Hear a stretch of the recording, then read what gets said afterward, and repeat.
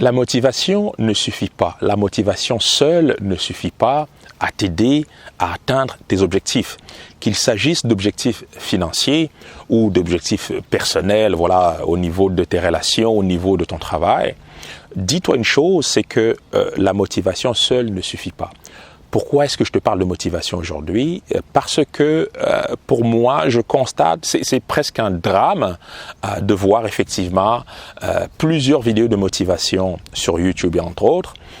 Plusieurs personnes effectivement vont suivre ces vidéos parce que d'un point de vue émotion, d'un point de vue voilà comment est-ce qu'on se sent à un moment donné, ça nous aide à nous sentir mieux, ça nous aide à retrouver foi aux choses, ça nous aide à aller chercher finalement un peu plus d'énergie.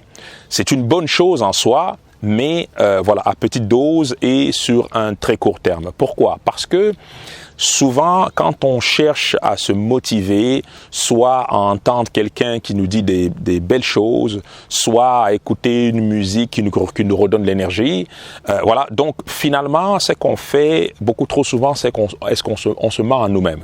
C'est-à-dire quoi? C'est-à-dire qu'on privilégie beaucoup plus les sensations, le côté émotionnel, à la réalité, au fait de passer concrètement à l'action quand on parle de finances personnelles, quand on parle d'investissement, d'entrepreneuriat ou tout simplement quand on parle d'améliorer sa situation financière, les émotions, le fait de pleurer ou encore d'aller rechercher un peu d'énergie parce qu'on entend un discours motivant, ces choses-là ne vont pas nous aider à gagner plus d'argent. Ces choses-là ne vont pas nous aider à améliorer notre business. Ces choses-là ne vont pas nous aider finalement à payer nos dettes. Donc ces choses-là ne vont pas nous aider à faire grandir notre entreprise ou à trouver beaucoup plus de clients.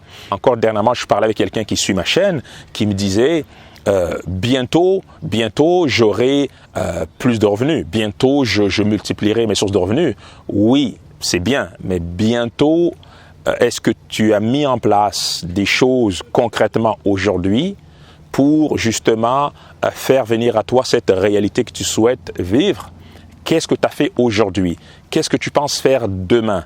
Qu'est-ce que tu penses faire après-demain pour atteindre tes objectifs? Est-ce que à un moment donné, tu as vu finalement un film motivant ou encore tu as écouté un discours motivant qui t'a fait sentir bien, qui fait en sorte que tu as décidé de te mentir à toi-même et puis de dire bientôt? Mais généralement, quand on commence à dire bientôt ou très prochainement ou ces genres de choses-là, généralement, on se ment à soi-même. C'est une manière de ne pas passer à l'action. C'est une manière finalement de calmer cette envie de réussir, mais de calmer cette envie, mais en se mentant à soi-même. La réalité est que la motivation, c'est bien, mais quelques secondes uniquement. Quelques minutes, oui, tu te fais du bien, tu te sens mieux, c'est une bonne chose. Sauf que très, très rapidement, il faut te poser les vraies questions. Quel est mon objectif? Quel est mon objectif à court, moyen et long terme? Quelles sont mes ressources en ce moment? Qu'est-ce que je peux mettre en place aujourd'hui? Même si c'est une toute petite chose, qu'est-ce que je pourrais mettre en place aujourd'hui? Comme on dit, tout grand voyage commence par un premier pas. Qu'est-ce que je peux faire aujourd'hui pour avancer d'un pas aujourd'hui? Qu'est-ce que je pourrais faire demain après-demain? Et tu l'as compris. Donc, l'action est primordiale. L'action est très, très importante. C'est l'action qui transforme le monde. C'est l'action qui transforme ta réalité. Les émotions, c'est bien parce que l'être humain est un être d'émotion, mais ne te limite pas uniquement au côté émotif des choses, surtout quand on parle d'argent, je le dis toujours et je le répéterai toujours, quand on parle d'argent, finalement, c'est des chiffres finalement. 1 euro, 2, 3, 4, etc., etc. Donc, quand on parle de chiffres, il y a un volet rationnel que tu ne peux pas ignorer, même si tu le veux pas, mais il y a un volet rationnel que tu ne peux pas ignorer. Oui, il y a également un volet un peu plus irrationnel, un volet un peu plus émotif qu'il faut prendre en considération parce que quand tu lances un business par exemple, tu vas devoir transiger avec d'autres êtres humains et ces autres êtres humains-là ont tendance effectivement à réagir aussi oui, à une réalité rationnelle, mais également à une réalité irrationnelle. Donc, il faut avoir ces deux éléments en tête. Sauf que d'une manière ou d'une autre, il faut que tu passes à l'action. Si tu veux avoir des clients satisfaits, par exemple, dans le cas d'un entrepreneur, il faut concrètement que tu transformes ton produit, que ce soit un service ou un produit physique, il faut concrètement que tu travailles sur ce produit.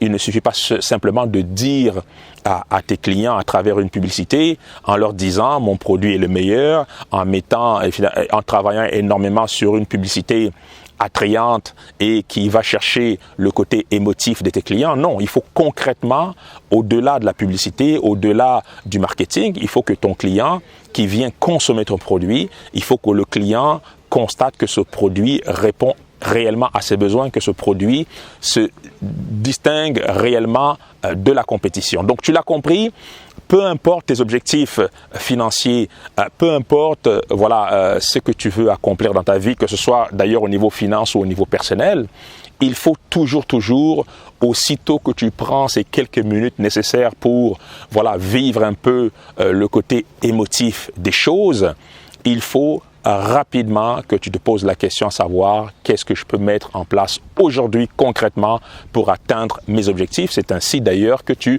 feras ton premier pas, ensuite le deuxième, le troisième et à terme, sans même t'en rendre compte, tu auras atteint tes objectifs tout simplement. Donc cette réflexion que je voulais partager avec toi aujourd'hui.